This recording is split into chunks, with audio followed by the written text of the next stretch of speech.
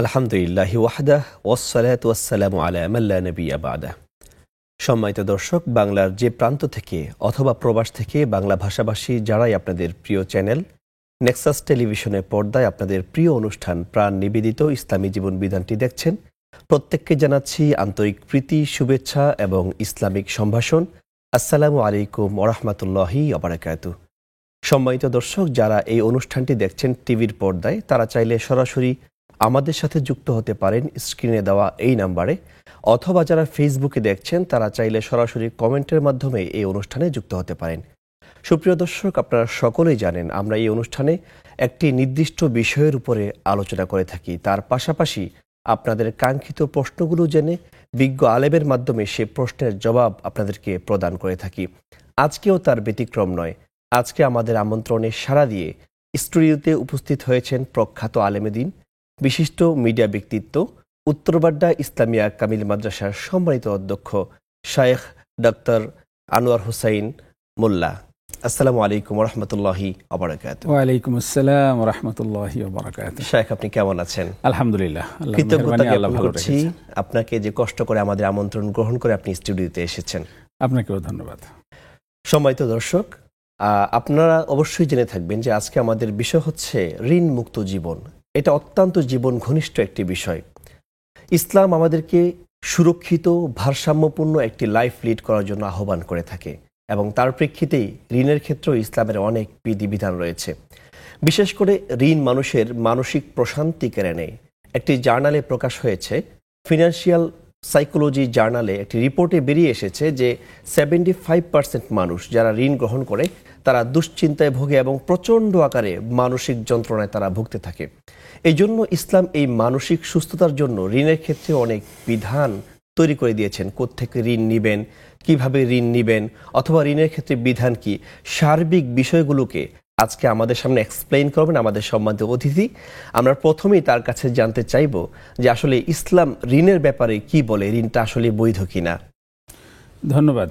আলহামদুলিল্লাহ ওয়াসসালাতু ওয়াসসালামু আলা রাসূলিল্লাহ ওয়া আলা আলিহি ওয়া সাহবিহি আজমাইন, আম্মা বাদ। ইসলাম আল্লাহ তাআলার পক্ষ থেকে মনোনীত একটা পরিপূর্ণ জীবন বিধান, অত্যন্ত ভারসাম্যপূর্ণ ব্যালেন্সড একটা জীবন বিধান। জীবনের সকল দিক ও বিভাগের চমৎকার এবং সুন্দর দিক নির্দেশনাগুলো ইসলামে রয়েছে। সুতরাং এই ব্যাপারেও ইসলামের সুস্পষ্ট এবং সুন্দর দিক নির্দেশনা রয়েছে। আলহামদুলিল্লাহ। ঋণ গ্রহণ বিষয়টা বুঝতে হলে আমাদের 2-3টা বিষয়ে, পরিভাষাগত বিষয় বুঝতে হবে। একটা হলো ঋণ গ্রহণ করা বা ঋণ প্রদান করা, একটা হলো ঋণগ্রস্ত হয়ে পড়া, আর একটা হলো ঋণে জর্জরিত হয়ে পড়া। এই 3টা বিষয়কে ইসলাম 3ভাবে অ্যাড্রেস করেছে। প্রথমত, ঋণ আদান প্রদানকে ইসলাম উৎসাহিত করেছে। কোরআনে কারিমে এটাকে কারদে হাসানা যেটা বলা হয়েছে, যে সৎ উদ্দেশ্যে ঋণ প্রদান করা, যার বিনিময়ে কোনো বাড়তি মুনাফা নেওয়া হবে না, কোনো সুদ নেওয়া হবে না, একজনের কল্যাণে আরেকজনকে ঋণ প্রদান করা, সেটা অর্থ ঋণ হতে পারে বা অন্য যে কোনো বিষয়ে ঋণ হতে পারে। এটাকে কর্দে হাসানা বলা হয়েছে এবং ইসলামে এটাকে অত্যন্ত গুরুত্ব আরোপ করা হয়েছে, এটাকে উৎসাহিত করা হয়েছে। আল্লাহ রাব্বুল আলামিন কোরআনে কারিমের 6 জায়গায় কর্দে হাসানাকে উৎসাহিত করে বলেছেন। আমি দর্শকদের উদ্দেশ্যে আয়াত নাম্বারগুলো বলে দিচ্ছি। সূরা বাকারার 245 নম্বর আয়াত, সূরা মায়েদার 12 নম্বর আয়াত, সূরা হাদিদের 11 নম্বর আয়াত এবং 18 নম্বর আয়াত, সূরা তাগাবুনের 17 নম্বর আয়াত এবং সূরা মুজাম্মেলের 20 নম্বর আয়াত। এই আয়াতগুলোতে কর্জে হাসানা প্রদানের গুরুত্ব আরোপ করা হয়েছে, কর্জে হাসানা দিতে উৎসাহিত করা হয়েছে এবং কর্জে হাসানা দিলে আল্লাহ তাআলা এই যেই টাকাটা তিনি কর্জে হাসানা প্রদান করলেন আল্লাহর উদ্দেশ্যে, সেই কর্জে হাসানার টাকাটা বা অর্থটা আল্লাহ তাআলা বহুগুণে বৃদ্ধি করে দিবেন। প্রায় একই রকমের কথা এই 6টা আয়াতে বলা হয়েছে। সুবহানাল্লাহ, সুবহানাল্লাহি ওয়া বিহামদিহি, সুবহানাল্লাহিল আযীম। মান যাল্লাযী ইউকরিদুল্লাহ কারদান হাসানা ফায়ুদাইফু লাহু আদআফান কাসীরা।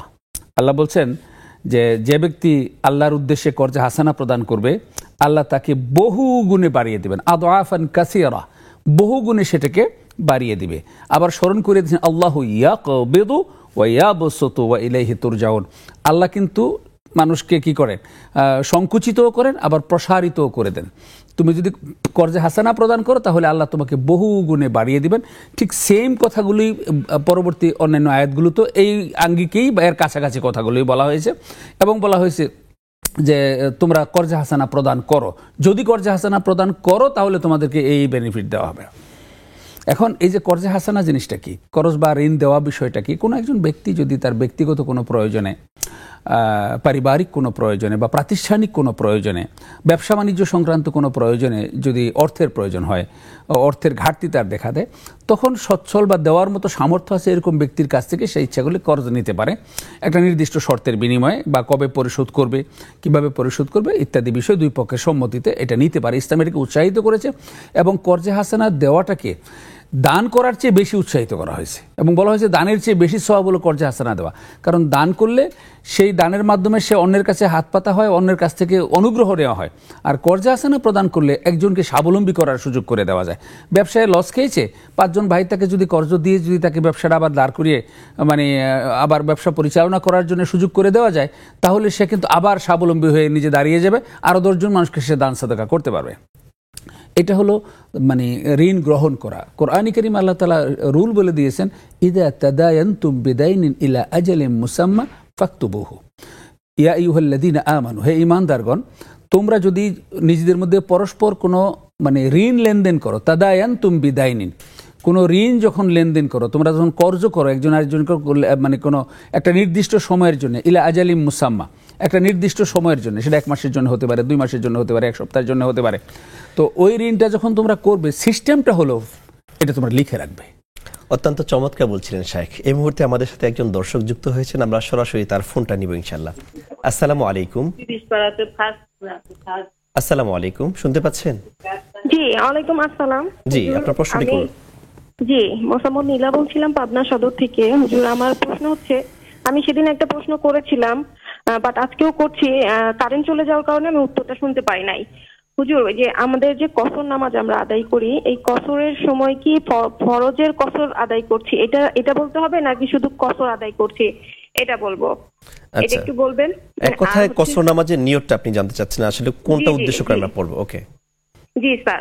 আর একটা প্রশ্ন হচ্ছে স্যার, ওই যে এই ঠান্ডার সময় তো যখন অজু করি আমরা মেয়েরা, তখন আমাদের যেটাই পরি সালোয়ার বা যাই হোক, আমাদের পায়ের গোড়ালির উপরে থাকে কাপড়টা।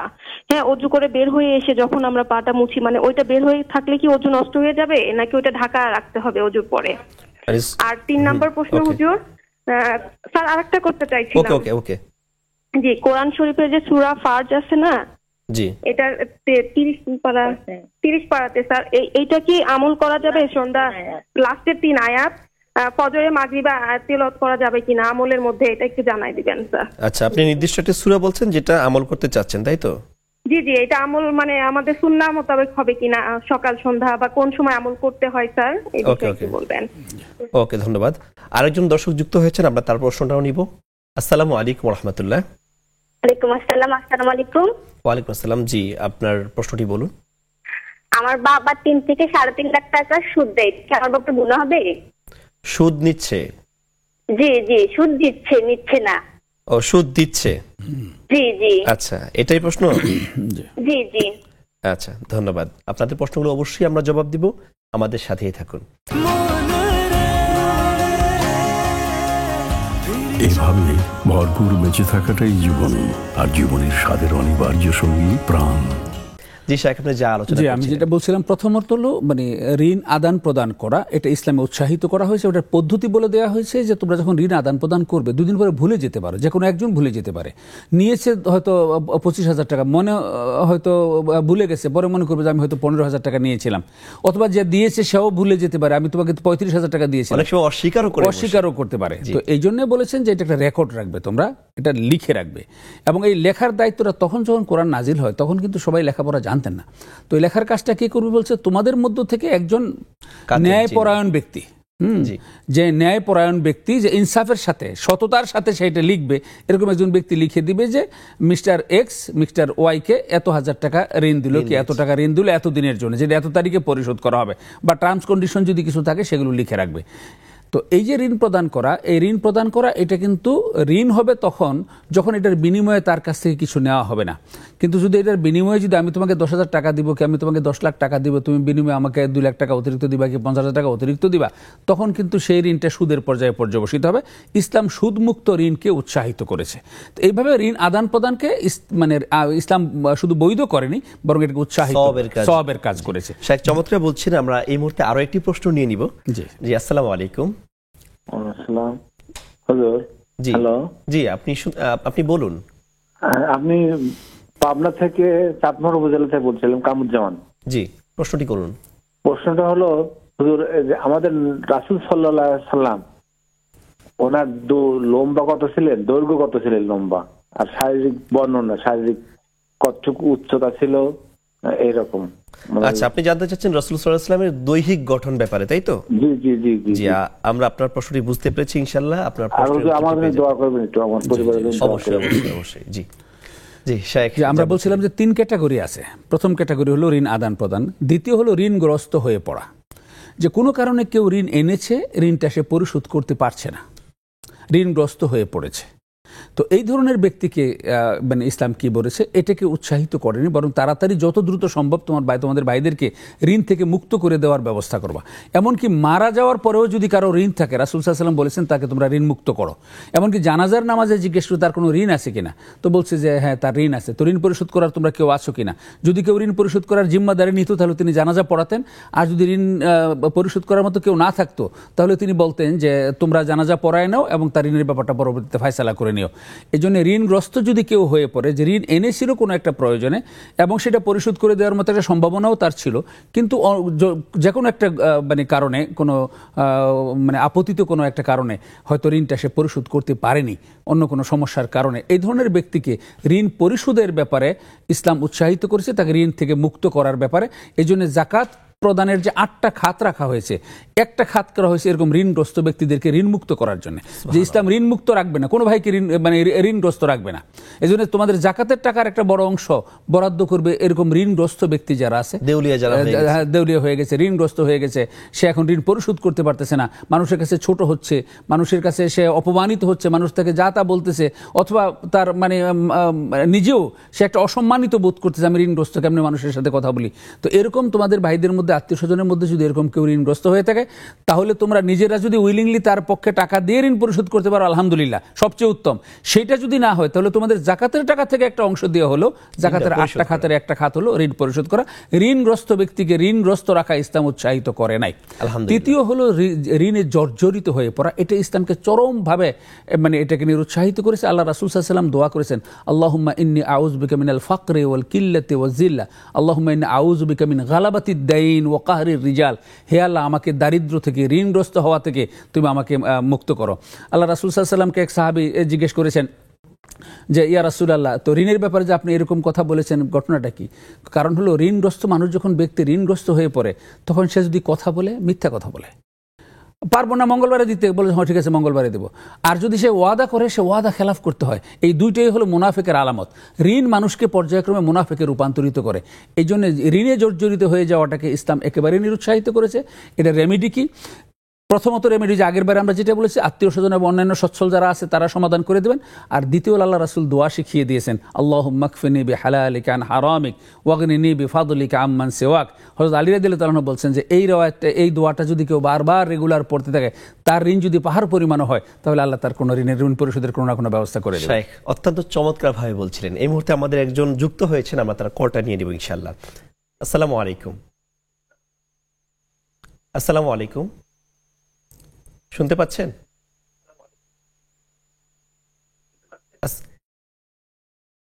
আচ্ছা, ধন্যবাদ। সম্ভবত উনি ডিসকানেক্টেড হয়ে গেছেন। সুপ্রিয় দর্শক, অনেকক্ষণ ধরে আপনারা দেখছেন আপনাদের প্রিয় অনুষ্ঠান প্রাণ নিবেদিত ইসলামী জীবন বিধান। এবার সময় হয়েছে ছোট্ট একটি ব্রেকে যাওয়ার। ইনশাআল্লাহ আপনাদের সাথে আবারও দেখা হবে ব্রেকের পর। ততক্ষণ পর্যন্ত আমাদের সাথেই থাকুন।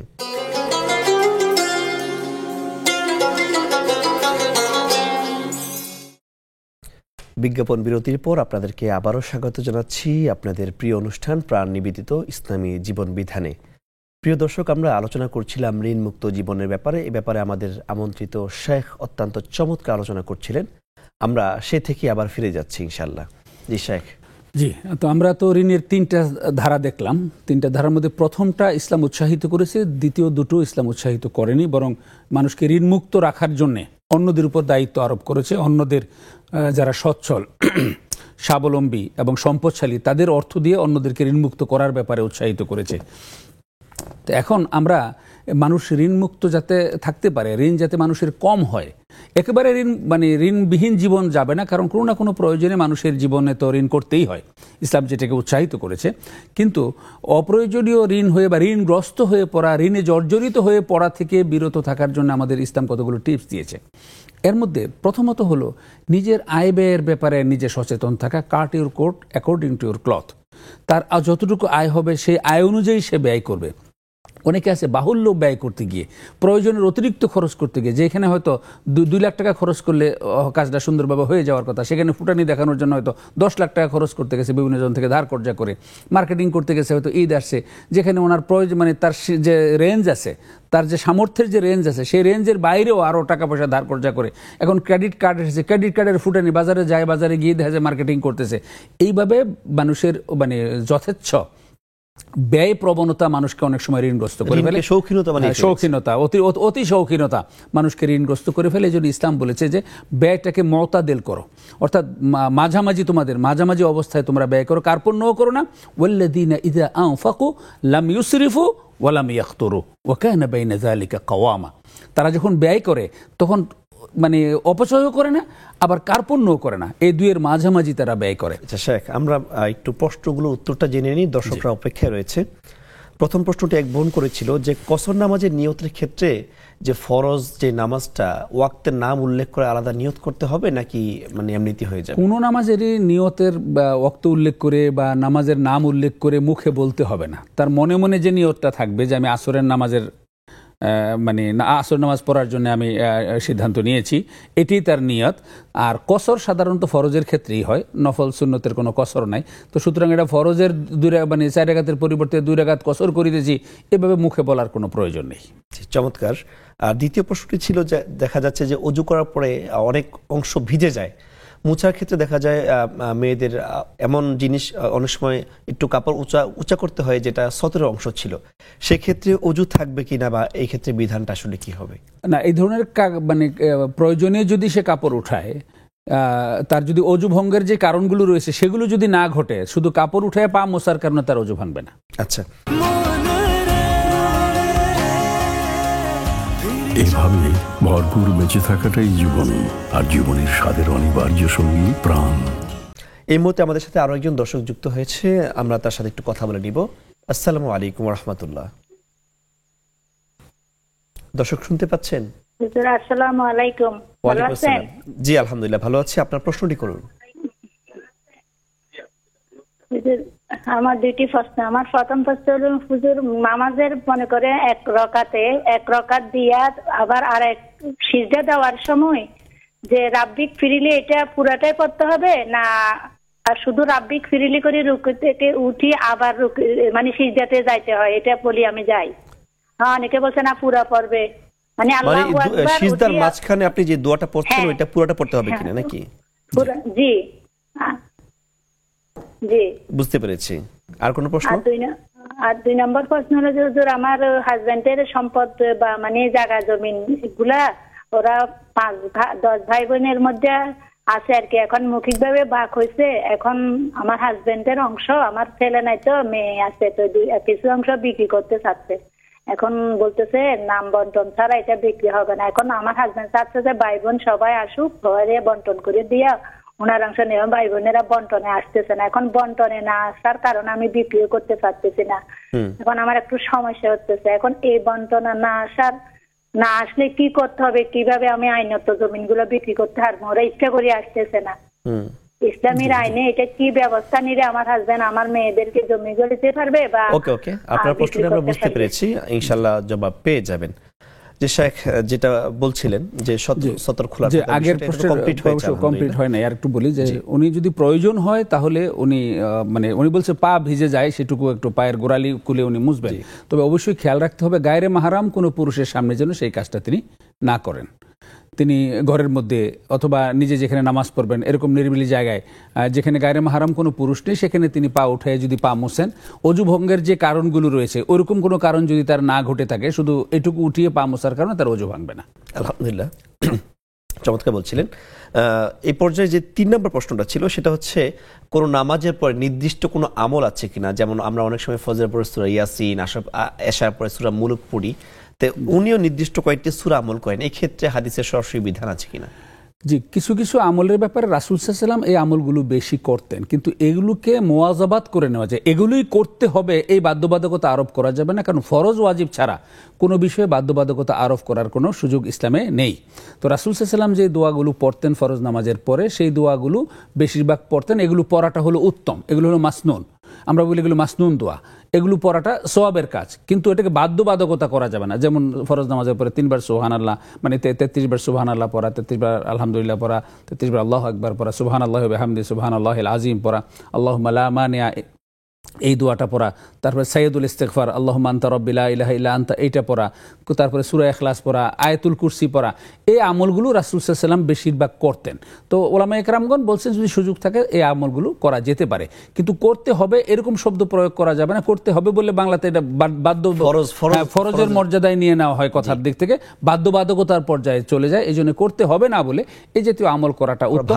তবে অনেক আমল থাকতে নির্দিষ্ট একটা দুইটা আমলকে যদি মুওয়াজাবাত করে নেয় বা বাধ্যতামূলক করে যে এই কয়টা আমলে আমি শুধু করব, এটা করা উচিত হবে না। যাই যতটুকু পারেন করবেন, কিন্তু সেটা যেন ওইটাকে বাধ্যতামূলক করে যেন না আনেন, কারণ রাসূল সাল্লাল্লাহু আলাইহি ওয়াসাল্লাম কোনটাকে বাধ্যতামূলক করে দেননি। তো আল্লাহ রাসূল সাল্লাল্লাহু আলাইহি ওয়াসাল্লাম বা আল্লাহ তাআলা যেটাকে বাধ্যতামূলক করেননি, যেটাকে ফরজ হিসেবে স্বীকৃতি মানে নির্ধারণ করেননি, রাসূল সাল্লাল্লাহু আলাইহি ওয়াসাল্লাম যেটাকে ফরজ হিসেবে নির্ধারণ করেননি, আমি আপনি সেটাকে যদি ফরজ হিসেবে নির্ধারণ করে নেই, তাহলে এটা ইসলামী শরীয়ত অনুমোদন করবে না। জি, দর্শক এই পর্যায়ে আরো একজন আমাদের সাথে যুক্ত হয়েছেন। আসসালামু আলাইকুম ওয়া রাহমাতুল্লাহ। দর্শক শুনতে পাচ্ছেন? জি জি জি জি, আসসালামু আলাইকুম হুজুর। ওয়ালাইকুম আসসালাম। জি, আপনার প্রশ্নটি করুন। হ্যাঁ হ্যাঁ হুজুর, 1 নাম্বার, ওই যে বাস ছাড়ার পর আমরা বাসের পিছনে নামাজ পড়ি, এইটা কি দিক নির্ণয় করে নামাজ পড়তে হয়? আপনার প্রশ্নটা আমরা বুঝতে পারি না, আবার একটু বলতে হবে। বাসের মধ্যে বাস, জি জি জি, বাসের নামাজ, আমরা যখন বাসটা ছেড়ে দেয় না, জি জি, তখন বাসের নামাজ পড়ি, তখন দিক নির্ণয় করে নামাজ পড়তে হবে? জি, আপনার প্রশ্নটি বুঝতে পেরেছি। আর কোনো প্রশ্ন আছে? হ্যাঁ হ্যাঁ, আমার একজন পরিচিত একজন বলছেন বিয়ের আগে অনেক পাপ কাজ করে, কিন্তু এখন হজ ওমরা সব করেছে, এখন কি আল্লাহর কাছে মাপ চাইলে কেমন করে মাপ পাবে? আচ্ছা আচ্ছা, বিয়ের আগে পাপকর্মে জড়িত ছিল, এখন আল্লাহর কাছে মাপ চেয়েছে, হজ ওমরা করেছে। ধন্যবাদ, আপনার প্রশ্নটি বুঝতে পেরেছি। জি শেখ, যা বলছিলেন সুদ দেওয়ার বিষয়টি এক বোন প্রশ্ন করেছিল যে সুদের, তার বাবা 3 লাখ টাকা সুদ দিচ্ছে। সুদ দেওয়া, সুদ নেওয়া, সুদের হিসাব কিতাব লেখা এবং সুদের সাক্ষী হওয়া, এই 4টাই ইসলাম হারাম ঘোষণা করেছে এবং আল্লাহ রাসূল বলেছেন এই 4 জনই জাহান্নামী হবে। তো সুতরাং আমাদের এই বোনকে আমরা সাধুবাদ জানাই যে তার বাবা সুদের লেনদেন করছেন বা সুদ নিচ্ছেন, তো সেটাকে উনি হয়তো পছন্দ করেন নাই বলেই এই প্রশ্নটা করেছেন। আমরা বোনের মাধ্যমে ওনার বাবার প্রতি আমাদের অনুরোধ থাকবে যে মানে সুদের থেকে বেরিয়ে আসতে হবে। সুদ একটা জঘন্য অপরাধ। আল্লাহ রাব্বুল আলামিন খুবই খারাপ ভাষায় সুদের ব্যাপারে বলেছেন যে যদি তোমরা এই সুদ বর্জন না করো তাহলে আল্লাহ এবং আল্লাহর রাসূলের সাথে যুদ্ধ করার জন্য প্রস্তুতি গ্রহণ করো। জি, তো এইটা একটা বিষয়। আরেকটা হলো সুদের গুনার ব্যাপারে যেটা বলা হয়েছে হাদিসে আসছে, সুদের স্তর ভেদে 100 লেভেলের গুনাহ আছে, 100 মাত্রার গুনাহ আছে। এর মধ্যে সবচেয়ে নিম্নের গুনাহ যেটা, সেটা হলো কোনো ব্যক্তি যদি নিজের মায়ের সাথে ব্যভিচারে লিপ্ত হয় তাহলে যেরকম গুনাহ হবে, এরকম গুনাহ হলো সুদের নিম্নস্তর গুনাহ। তাহলে বড় গুনাহটা কি অবস্থা? সুতরাং এরকম জঘন্য গুনাহ আমরা যেন না করি, আর আল্লাহ এবং আল্লাহ রাসূলের বিরুদ্ধে যুদ্ধ ঘোষণা করে আমরা তো টিকতে পারবো না। এই জন্য যারাই সুদের সাথে জড়িত আছি আমাদের চেষ্টা করতে হবে সুদ থেকে বেরিয়ে আসার। দর্শক, আপনারা দেখছিলেন আপনাদের কাঙ্ক্ষিত প্রশ্নের জবাবগুলি। ঠিক এই মুহূর্তে আমাদের একটা সময় হয়েছে ছোট্ট বিরতিতে যাওয়ার। ইনশাল্লাহ বিরতির পর আবারও আপনাদের সাথে দেখা হবে, কথা হবে আপনাদের প্রশ্নগুলো নিয়ে। ততক্ষণ পর্যন্ত আমাদের সাথেই থাকুন।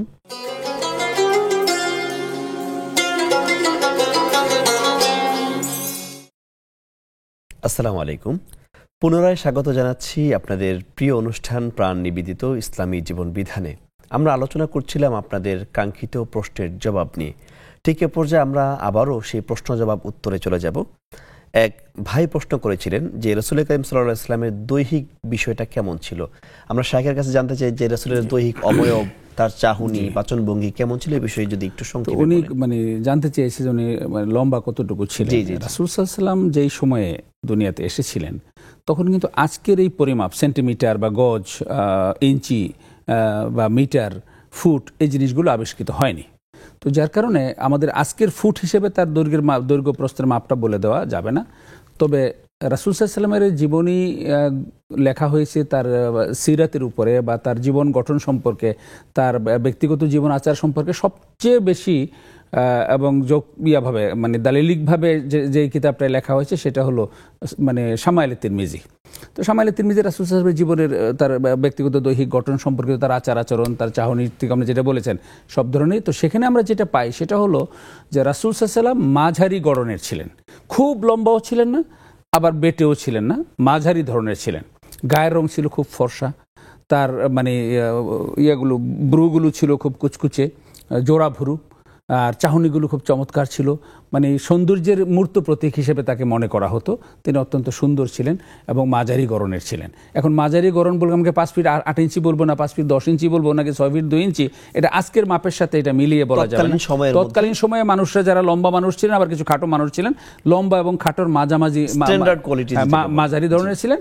আর উত্তম হলো খায়রুল উমুরে আওসাতুহা, আর সবকিছুর এই মধ্যমটাই হলো উত্তম। এবং রাসূল সাল্লাল্লাহু আলাইহি ওয়াসাল্লামকে দেখে সবাই খুব তাকিয়ে থাকতেন, খুব দর্শনীয় ছিলেন, সুদর্শন ছিলেন এবং সুঠামদেহী ছিলেন। আলহামদুলিল্লাহ। এইভাবে ভরপুর বেঁচে থাকাটাই জীবন, আর জীবনের স্বাদের অনিবার্য সঙ্গী প্রাণ। এই মুহূর্তে আমাদের সাথে আরো একজন দর্শক যুক্ত হয়েছেন। আসসালামু আলাইকুম। ওয়ালাইকুম সালাম ও রাহমাতুল্লাহ বরকাতুহু। হুজুর, আমি সুনামগঞ্জ ধরমপাড়া থেকে ইনুস বলছিলাম। জি ভাইজান, আপনার প্রশ্নটি বলুন। এখন শীত সিজন আমাদের এই দেশে বিভিন্ন জায়গায় আপনার ইসলামিক এই যে ওয়াজ নসিহত হয়ে থাকে, হ্যাঁ, ইসলাম সভা হয়ে থাকে। জি, যারা এই সভাতে আপনার বক্তব্য রাখতে আসেন তারা ওই আপনার বাজারে পণ্য বিক্রি কিনের মতো দরদাম করে পয়সা নিয়ে আসেন। ইসলাম এটা কিভাবে সমর্থন করে, কিভাবে এটাকে দেখে? আপনার প্রশ্নটা বুঝতে পেরেছি। জি, আর 2 নম্বর প্রশ্ন, আরেকটা হুজুর প্রশ্ন আছে একটা। জি বলেন। আরেকটা হলো যে এই আপনার আজকাল দেখি যে ইউটিউবে আপনার মহিলারা ওয়াজ নসিহত করিয়া আপনার এই ছেড়ে দেয়, হ্যাঁ, এটা ইসলাম কিভাবে আপনার, এটা কি রাসূল সাল্লাল্লাহু আলাইহি ওয়াসাল্লাম এই ধরনের কিংবা সাহাবী কেরাম তাবেঈনদের মধ্যে এই ধরনের বিধিবিধান ছিল কিনা, না থাকলে এটা বেদাত কিনা? জি, আপনার প্রশ্নটি বুঝতে পেরেছি, আপনার প্রশ্নের জবাব দেওয়া হবে ইনশাআল্লাহ। জি শেখ, আমাদের পরবর্তী একটি প্রশ্ন ছিল, সেটা হচ্ছে সিজদার মাঝখানে, 2 সিজদার মাঝখানে যে দোয়া পড়া হয়, এটা আসলে পুরোপুরি পড়তে হবে কিনা অথবা আংশিক পড়লে হবে কিনা? প্রথম কথা হলো, একটু আগে আমরা এক প্রশ্নের উত্তরে বলেছি যে মুস্তাহাব আমলগুলো ব্যাপারে পড়তে হবে এরকম কোনো শব্দই প্রয়োগ করা যাবে না। পুরা তো দূরের কথা, একটুও যদি না পড়ে তাহলে তার নামাজ ভঙ্গ হবে না। তবে উৎসাহিত করবো আমরা, যদি ওনার পক্ষে সম্ভব হয় তাহলে পুরাটাই পড়বেন। রাসূল সাল্লাল্লাহু আলাইহি ওয়াসাল্লাম পুরাটা পড়েছেন, সাহাবায়ে কেরাম পুরাটা পড়েছেন। যদি সুযোগ থাকে তিনি পুরাটা পড়বেন, আর যদি সুযোগ না থাকে তাহলে আংশিক পড়বেন, না থাকলে তিনি পড়বেন না।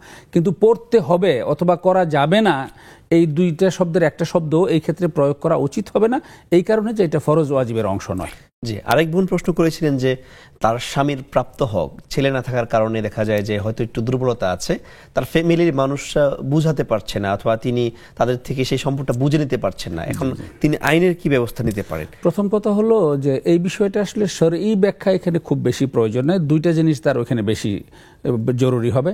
একটা হলো তার সামাজিক ব্যবস্থা, সামাজিকভাবে তার আত্মীয় স্বজন যারা আছে, তার ভাইদের সাথে সমস্যাটা, ভাইরা তাকে কোঅপারেট করছে না। কেন করছে না? তার যেহেতু ছেলে নাই, তো বোনের তার ভাই মারা যাওয়ার পরে তার সম্পদের একটা অংশ অন্য ভাইরা হয়তো পাবে, এই কারণে কোঅপারেট করতেছে না। তো এই জন্য প্রথম কাজ হবে সামাজিকভাবে চেষ্টা করা। এলাকার মেম্বার থাকতে পারে, চেয়ারম্যান থাকতে পারেন, তারপরে আর ওনাদের ফ্যামিলির মধ্যে আত্মীয় স্বজনের মধ্যেও মাতবর প্রধান এরকম কিছু লোকজন থাকেন, দেয়ানি থাকেন, তাদেরকে নিয়ে আলোচনার মাধ্যমে সমাধান করা, সমঝোতার মাধ্যমে, আলোচনার মাধ্যমে সমাধান করা হলো সবচেয়ে উত্তম। এই সমঝোতাকে ইসলাম খুব উৎসাহিত করেছে, কোনো ঝগড়াঝাটিতে দ্বন্দ্বে না গিয়ে। তারপরে যদি দেখেন যে তার আলোচনার মাধ্যমে তিনি সমাধান করতে পারছেন না, তারপরে তার জন্য খোলা থেকে লিগ্যাল অ্যাকশনে যাওয়া, আইনগতভাবে ব্যবস্থা নেওয়া। তো এই জাতীয় মানে যে সমস্ত দেওয়ানি মামলা যেগুলো হয় আর কি, তো এই দেওয়ানি মামলা এগুলো আইন আদালতে গেলে বছরের পর বছর দেখা যায় 20 বছর 30 বছর 40 বছর ঝুলে থাকে, তারপরে সেটা কোনো সমাধান হয়তো হয় না। আমাদের এখনো ব্রিটিশ আমলে করা দেওয়ানি মামলা এখনো ঝুলে আছে আমাদের হাইকোর্টে। তো এই জন্য আমাদের দেশের মামলার দীর্ঘসূত্রিতার কারণে আইন আদালতে গিয়ে খুব বেশি সুবিধা পাবেন বা খুব মানে অল্প সময়ের মধ্যে এটা সমাধান করে বের করে আনতে পারবেন এই সম্ভাবনা কম। তারপরেও তার জন্য আইনের আশ্রয় নেওয়ার রাস্তা তো তার খোলাই আছে। কিন্তু আমি পরামর্শ দিব স্থানীয়ভাবে যারা আছে মুরব্বী, তারা যেহেতু ভবিষ্যতে তার সম্পত্তির একটা প্রাপ্য অংশ পাবেন, উনি হয়তো চাইতেছেন আমি মেয়েদেরকে লিখে দিয়ে যাই সবটুকু, এই কাজটা ওনাকে না করার ব্যাপারে আমি উৎসাহিত করব। কারণ আপনার সম্পত্তিতে আপনার ভাইদের যদি উত্তরাধিকার আল্লাহ নির্ধারণ করে রেখে থাকেন, আপনি কলমের খোঁচায় কেন তাদেরকে বঞ্চিত করবেন? তাদের নিয়ে আলোচনা করে যে ভাই তোমাদেরকেও আমি কিছু দিয়ে যাচ্ছি, আমার মেয়েদেরকেও আমি কিছু দিয়ে যাচ্ছি, যদি আপনি দিয়েই যেতে চান। আর যদি সেটা না করতে চান, আমি মারা যাওয়ার পরে ইসলামী আইন অনুযায়ী যেভাবে যায় যতটুকু পায় ততটুকু পাবে। তবে ঝগড়াঝাটিতে গিয়ে ভাইদের সাথে দ্বন্দ্বে গিয়ে এটা সমাধান হবে না। আমি পরামর্শ দিব স্থানীয়ভাবে মীমাংসার মাধ্যমে, একটা মানে আলোচনার মাধ্যমে তার সমাজের নেতৃবৃন্দ যারা আছে, মেম্বার, চেয়ারম্যান এবং এলাকার গণ্যমান্য যারা আছে, আত্মীয় স্বজনের মধ্যে যারা একটু দায়িত্বশীল পর্যায়ে আছে, তাদের নিয়ে বসে আলোচনা এবং সমঝোতার মাধ্যমে যেন এটা সমাধান করে। জি শেখ, আমরা একটা প্রশ্ন নিয়ে নিব। একজন যুক্ত রয়েছেন। আসসালামু আলাইকুম। আসসালামু আলাইকুম। ওয়ালাইকুম আসসালাম। হুজুর, আমার 3টা প্রশ্ন। জি জি বলেন। আমার প্রশ্ন হলো এই যে কিছু তাসবিহ দোয়া রাসূল সালাম ফিরানোর আগে করতেন, কিছু সালাম ফিরানোর পরে করতেন। সেগুলো যেটা সালাম ফিরানোর আগে যেটা, সেটা তো আগে থেকে করি না, এখন করতে যাই। যদি কোনো সময় সালাম ফিরানোর আগে না করি, সালাম ফিরানোর পরে সেই দোয়াটা করা যাবে কিনা? আচ্ছা আচ্ছা। আর হচ্ছে এই দোয়াগুলো সালাম ফিরানোর আগে বা সালাম ফিরানোর পরে, এগুলো কি শুধু ফরজ নামাজের বেলায় প্রযোজ্য, নাকি যে কোনো নামাজ, সুন্নাহ নফল সব নামাজের বেলায় প্রযোজ্য? আর একটা প্রশ্ন হচ্ছে, আমরা হুজুর বললেন কিছুগুলোকে ফরজ মানা যাবে না, ফরজ মানি না, কিন্তু এটা বুঝি যে এটা পড়লে আমার খুব উপকার হবে, এই জন্য নিয়মিতই পড়ি। যেমন আয়াতুল কুরসি, বা কিছু তাসবিহ দোয়া, এগুলো নিয়মিতই পড়ি, এটাকে ফরজ মনে করি না, তাহলেও কি বিদআত হবে? না না, তাহলে হবে না, এটা ক্লিয়ার। আরেকটা প্রশ্ন হচ্ছে, স্ত্রীর যদি পুরো দায়িত্ব, জি জি বলুন। আরেকটা প্রশ্ন হচ্ছে, স্ত্রীর পুরো দায়িত্ব যদি কোনো স্বামী পালন না করে, সেক্ষেত্রেও কি তার সঙ্গে সবসময় হাসি খুশি ভাবেই থাকতে হবে, না হলে কি গুনাহ হবে? আচ্ছা ঠিক আছে, আপনার প্রশ্নটি বুঝতে পেরেছি, ইনশাল্লাহ জবাব পেয়ে যাবেন। জি শেখ, ফেসবুকে আমাদেরকে একজন প্রশ্ন করেছিল যে স্বামী যদি পাপাচারী হয়, গুনাহ করে, সেক্ষেত্রে স্বামীর সাথে কি সংসার করবে নাকি এটা ডিভোর্সের পর্যায়ে চলে যাবে? যে আমাদের প্রথম পরামর্শ থাকবে তাকে পাপাচার থেকে ফিরিয়ে আনার ব্যাপারে চেষ্টা করা। আদ-দীনু আন-নাসিহা ওয়া তাআওয়ানু আলাল বিররি ওয়াত তাকওয়া ওয়া লা তাআওয়ানু আলাল ইসমি ওয়াল উদওয়ান। তাকে মানে সদুপদেশ দেওয়ার মাধ্যমে তিনি নিজে পরামর্শ দিবেন, সদুপদেশ দিবেন। তার নিজের কথায় যদি কাজ না হয়, তাহলে গার্জিয়ান পর্যায়ে বা দায়িত্বশীল পর্যায়ে ওই এলাকার কোনো আলেম দিয়ে আলেমের শরণাপন্ন হয়ে তার মাধ্যমে তাকে বুঝায় সৎপথে আনার চেষ্টা করবেন। প্রথম মানে ফার্স্ট স্টেপ হবে এইটা। তিনি হাজারো চেষ্টা করার পরেও যদি তিনি দেখেন যে না, স্বামী সৎপথে আসছে না, তাহলে তাকে পরবর্তী চিন্তাটা করতে হবে। তো এটা তো এখন চিন্তা করার বিষয় না, এটা চিন্তা করার বিষয় ছিল বিয়ের আগে। বিয়ের সময় এই ভুলটা করেছে, একটা মানে সুপাত্র বাছাই করতে ভুল করেছেন উনি বা ওনার গার্জিয়ান, এটারই অনিবার্য পরিণতি কিন্তু এখন তিনি ভোগ করছেন। এই জন্য রাসূল সাল্লাল্লাহু আলাইহি ওয়াসাল্লাম বলেছেন যে বিয়ের পাত্রী নির্বাচনের ক্ষেত্রে 4টা জিনিস দেখবে, কিন্তু মানে ফাজফারু বিজাতিদ দ্বীন, দিনদারিতাকে তোমরা প্রাধান্য দিবে।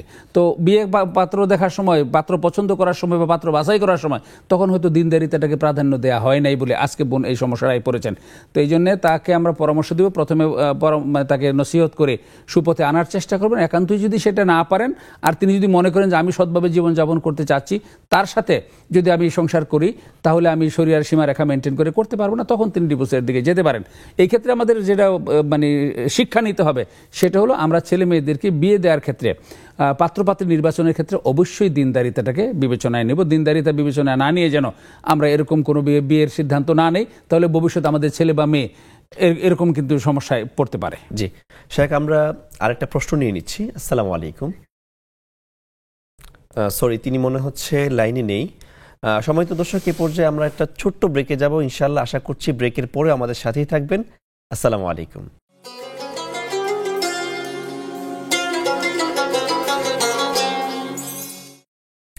বিজ্ঞাপন বিরতির পর আবারও আপনাদেরকে স্বাগত জানাচ্ছি আপনাদের প্রিয় অনুষ্ঠান প্রাণ নিবেদিত ইসলামী জীবন বিধানে। প্রিয় দর্শক, আমরা আপনাদের কাঙ্ক্ষিত সেই প্রশ্নগুলোর জবাব নিয়ে আলোচনা করছিলাম। এই পর্যায়ে যে প্রশ্নটা আমাদের সামনে আসছে সেটি হচ্ছে, বাসে নামাজের ক্ষেত্রে আসলে কোন দিক নির্বাচন করে নামাজ পড়বে, শাইখের কাছে জানতে চাচ্ছি। জি, বাসে হোক, নৌকায় হোক বা অন্য কোনো যানবাহনে হোক, সবসময় ক্যাবলার দিকে মুখ করেই নামাজ পড়তে হবে।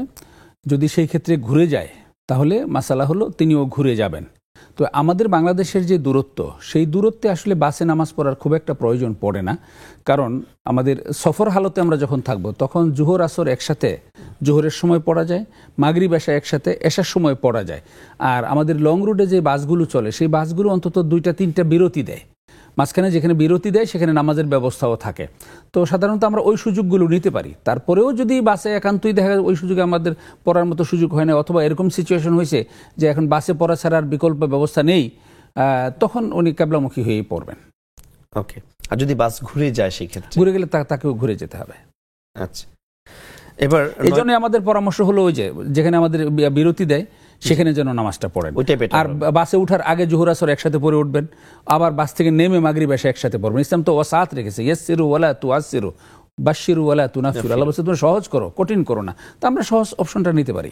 জি শেখ, আমাদের আরো একটা প্রশ্ন ছিল যে বিয়ের আগে অনেক পাপ করেছে, কিন্তু বিয়ের পরে দেখা যায় হজ করেছে, উমরা করেছে, একদম ভালো মানুষ হয়ে গেছে, এক্ষেত্রে তার বিয়ের পূর্বে যে পাপগুলো সেগুলো আল্লাহ ক্ষমা করবেন কি? বিয়ের পূর্বে হোক, বিয়ের পরে হোক, পূর্ববর্তী যে কোনো পাপই আল্লাহ যদি খাঁটি তওবা যদি কেউ করেন তাহলে আল্লাহ তার তওবা যদি কবুল করেন তার পিছনের গুনাহ আল্লাহ মাফ করে দিতে পারেন। তো এই জন্য খাঁটি তওবা করে যদি আল্লাহর কাছে ক্ষমা চাওয়া হয়, আমরা আশা করি নিশ্চয়ই পূর্বাপর মানে আগের যে গুনাহগুলো আছে, এটা বিয়ের আগে হোক বা বিয়ের পরে হোক, যে পাপ করেছেন সেই পাপ গুনাহ আল্লাহ মাফ করে দিবেন। কারণ আল্লাহ তাআলা ইন্নাল্লাহু আত-তাওয়াবুর রাহিম, তিনি তওবা কবুল করার জন্য প্রস্তুত হয়ে বসে আছেন। বান্দা খাঁটি তুবু ইলাল্লাহি তাওবাতান নাসুহা, তওবাটা খাঁটি তওবা হতে হবে, সঠিকভাবে তওবা করতে হবে যে আমি এই অপরাধ করেছি, আমি অপরাধের স্বীকৃতি দিচ্ছি, আমি ভবিষ্যতে এই অপরাধ করবো না, আল্লাহ তুমি আমাকে মাফ করে দাও। এবং ওইখান থেকে ওই অপরাধ থেকে নিজেকে ফিরিয়ে আনার চেষ্টা করতে হবে। আশা করা যায় নিশ্চয়ই আল্লাহ তাআলা হয়তো মাফ করে দেবেন। জি শেখ, আমাদের আরো একটি প্রশ্ন ছিল, সেটা হচ্ছে অনেক বক্তারা ওয়াজে যাওয়ার আগে কন্ট্যাক্ট করে যে 50 না হলে যাব না, 60,000 না হলে যাব না। এই যে মোটামুটি একটা বাজার দর তারা তৈরি করেছে, এইটা আসলে ইসলামের দৃষ্টিতে কি? দুইটা বিষয়, একটা হলো মানে কন্ট্রাক্ট করা, আরেকটা হলো মাত্রাতিরিক্ত টাকা নির্ধারণ করে কন্ট্রাক্ট করা। প্রথম কথা হলো যে আলেম ওলামারা দ্বীনের দাওয়াতের কাজে যাবেন, তো সেই ক্ষেত্রে এই যে কন্ট্রাক্ট করাটা এটা খুবই অরুচিকর এবং অসুন্দর একটা বিষয়। কিন্তু আমাদের সমাজের মধ্যে কোনো কোনো লোকজন আবার আছে যে বক্তা কন্ট্রাক্ট করে তারই খুব বড় বক্তা মনে করে, আর কন্ট্রাক্ট না করে যদি যায় হ্যাঁ, তো যার বাজেট যত বেশি তার মর্যাদা তত বেশি। এটা আমাদের হাউস এইভাবে, আমাদের সোসাইটি এভাবে তাদেরকে ডেভেলপ করে ফেলেছে। তো এই জন্যে এইটা তাদেরকে এখান থেকে বেরিয়ে আসতে হবে। আর এটা ইসলামে খুব সুন্দর একটা আচরণ না যে আমি দাওয়াতের কাজ করতে যাবো, আমাকে 1 লাখ টাকা না দিলে যাবো না, আমাকে হেলিকপ্টারে না নিলে আমি যাবো না, এই জাতীয় বিষয়। দ্বিতীয় যেটা, সেটা হলো তিনি একটা সময় দিবেন, এখানে তার একটা দিন কাটাবেন, উনি কয়েক ঘন্টা সময় দিবেন, বক্তব্য দিবেন, তার একটা পরিশ্রম যাবে। তিনি সেটা বলে নিতে পারেন যে আমাকে যদি নেন তাহলে আমাকে এত দিতে হবে। কিন্তু সেইটাই যে এখন যেটা বাজার দর হয়ে গেছে যে 1 লাখ টাকা দিতে হয়, 1.5 লাখ টাকা দিতে হয়, এটা খুবই অসুন্দর একটা বিষয়। এটা ইসলামকে এবং দাওয়াতি ময়দানটাকে বিতর্কিত করেছে, আমরা খুব বিব্রত এই জন্যে। ওকে, আরো একটি প্রশ্ন একই ভাই করেছিলেন, সেটা হচ্ছে ইদানিং ফেসবুকে তিনি মহিলাদের ওয়াজ নসিহত বা এই কেন্দ্রিক কিছু ভিডিও দেখতে পাচ্ছেন, এইটা আসলে উনি জানতেছেন রাসূলের যুগে তো এটা ছিল না, রাসূলের যুগে তো ফেসবুক ভিডিও ছিল না, ইউটিউব ছিল না, রাসূলের যুগে সাহাবায়ে কেরাম দিবে কোত্থেকে? প্রথম কথা হলো এগুলো প্রদর্শনেচ্ছা বা এই জাতীয় কাজগুলো যদি শরিয়ার সীমা লঙ্ঘন করে শরিয়া বিরোধী পর্যায়ে যদি সেই কাজগুলো করে তাহলে অবশ্যই সেটা মানে শরিয়া অনুমোদন করবে না। আর যদি শরিয়ার সীমার ভিতরে থেকে কোনো মহিলা দাওয়াতি কাজ করেন তাহলে সেটা উত্তম কাজ। হযরত রাসূল সাল্লাল্লাহু আলাইহি ওয়াসাল্লামের স্ত্রীগণ দাওয়াতি কাজ করেছেন, সাহাবায়ে কেরামদের স্ত্রীগণ দাওয়াতি কাজ করেছেন, দাওয়াতি কাজ যদি করেন এবং সেটা শরিয়ার সীমার ভিতরে থেকে যদি করেন তাহলে সেটা করতে পারেন। কিন্তু ভাই যেমনটা বলেছেন সেটা কিন্তু মনে হয় না যে শরিয়ার সীমার ভিতরে থেকে করা হচ্ছে। তো যদি শরিয়ার সীমার লঙ্ঘন করে যদি এরকম করেন, বেপরদা হয়ে যদি করেন এবং মানুষকে দেখানোর জন্য যদি করেন, ফেসবুকে ছাড়া মানেই তো সীমা লঙ্ঘন হয়ে গেল, তাহলে এটা অবশ্যই ইসলামী শরিয়া উৎসাহিত করে না। জি শেখ, আমাদের আরো একটা প্রশ্ন ছিল, এক বোন প্রশ্ন করেছেন যে নামাজে বসে বৈঠকে যে দোয়াগুলা, দোয়ায়ে মাসুরা বা অন্যান্য যে দোয়াগুলা, এগুলা নামাজে পরে পড়লে হবে কিনা, অথবা নামাজে কিছু দোয়া আছে যেগুলো প্রেসক্রাইব নামাজেরই পার্ট, যেমন তাহিয়া পড়া, দরুদ শরীফ পড়া এবং দোয়া মাসুরা পড়া, এগুলো নামাজের পরে পড়া যাবে না, মানে সালাম ফিরানোর পরে পড়া যাবে না। আবার রাসূল সাল্লাল্লাহু আলাইহি ওয়াসাল্লাম নফল নামাজে কখনো কখনো এই দোয়াগুলো পড়ার পরেও আরও বিভিন্ন দোয়া করেছেন। সেই দোয়াগুলো যদি তিনি নামাজের সালাম ফিরানোর পরেও করেন তাহলে কোনো অসুবিধা নেই। কিন্তু ফরজ নামাজের এবং নামাজের যে মৌলিক কাঠামোতে যেই দোয়াগুলো নির্ধারিত, নামাজের পার্ট, সেই নামাজের পার্ট যেগুলো, সেগুলো নামাজের ভিতরেই করতে হবে। ওকে শেখ, আমাদের আরো একটা প্রশ্ন ছিল, সেটা হচ্ছে যে অনেক স্বামী তার স্ত্রীর অধিকার পূর্ণ করে না। এখন স্ত্রীর অধিকার পূর্ণ না করার কারণে স্ত্রীর মধ্যে মনোমালিন্য থাকে। এখন হাদিস তো তাকে প্রেফার করে যে স্বামীর সাথে হাসি খুশি থাকতে হবে, এই মুহূর্তে তিনি জোর করে পারছে না। এটা আসলে এখন না থাকতে এটা পারলে তো আসলে একপাক্ষিক বললে হবে না, এটা দ্বিপাক্ষিক দায়িত্ব, বাইলিটারাল রেসপন্সিবিলিটি। স্বামীর যেমন দায়িত্ব হলো স্ত্রীর হকগুলো আদায় করা, সে যদি সেটা আদায় না করে তাহলে আল্লাহর কাছে জবাব, মানে সে দায়বদ্ধ থাকবে, আল্লাহর কাছে জবাবদিহি করতে হবে। আবার স্ত্রীর হক হলো স্ত্রীর উপর দায়িত্ব হলো স্বামীর হকগুলো আদায় করা। এখন যদি স্ত্রী স্বামীর হকগুলো প্রপারলি আদায় না করে তাহলে স্ত্রীকে আল্লাহর কাছে জবাবদিহি করতে হবে। এটা দুই পক্ষ থেকেই হতে হবে। এক পক্ষ যদি না করে তাহলে তিনি দায়ী থাকবেন, স্বামী যদি না করে তাহলে স্বামী দায়ী থাকবেন, স্বামী গুনাহগার হবেন।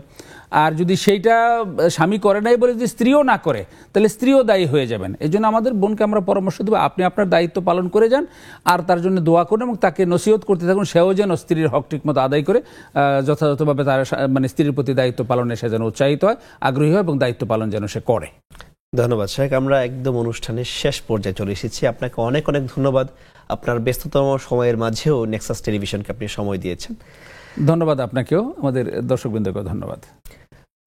সুপ্রিয় দর্শক, যারা লাইভ অনুষ্ঠানটি দেখছেন, আমরা অনুষ্ঠানের একেবারে শেষ পর্যায়ে চলে আসছি। আজকে আমরা আলোচনা করছিলাম ঋণ মুক্ত জীবন নিয়ে। ঋণ আসলে একটা বাস্তবিক জীবনের জন্য অভিশাপের মতো কাজ করে এবং রাসূল করিম সাল্লাল্লাহু আলাইহি ওয়াসাল্লাম ঋণ থেকে নিজেকে বেঁচে থাকার জন্য আল্লাহর কাছে তিনি দোয়া করতেন। এবং বিশেষ করে এই ঋণের মাত্রাটা কতটা প্রসারিত হয়েছে আমাদের সমাজে, ওয়ার্ল্ড ব্যাংকের একটা জার্নালে দেখা গিয়েছে যে আমাদের এই পৃথিবীতে শতকরা প্রায় ৭৫% মানুষ ঋণের মধ্যে কোনো না কোনোভাবে জড়িত আছে। এবং হাদিসের মধ্যে আসছে ঋণ হচ্ছে দুটা সুখ মানুষের কাছে কেড়ে নেয়। প্রথমত ঋণ দুশ্চিন্তা দেয়, দ্বিতীয়ত ঋণ মানুষের মধ্যে অনেক সময় বিশ্বাসের অমিল দেখায়। সুতরাং এই বিষয় থেকে আমরা বেঁচে থাকার চেষ্টা করবো, শাইখের কথাগুলো মেনে রাখার চেষ্টা করবো ইনশাআল্লাহ। আপনার সকলেই ভালো থাকবেন, দেখা হবে অন্য কোনো অনুষ্ঠানে, অন্য কোনো দিন। আসসালামু আলাইকুম ওয়া রাহমাতুল্লাহি ওয়া বারাকাতুহু।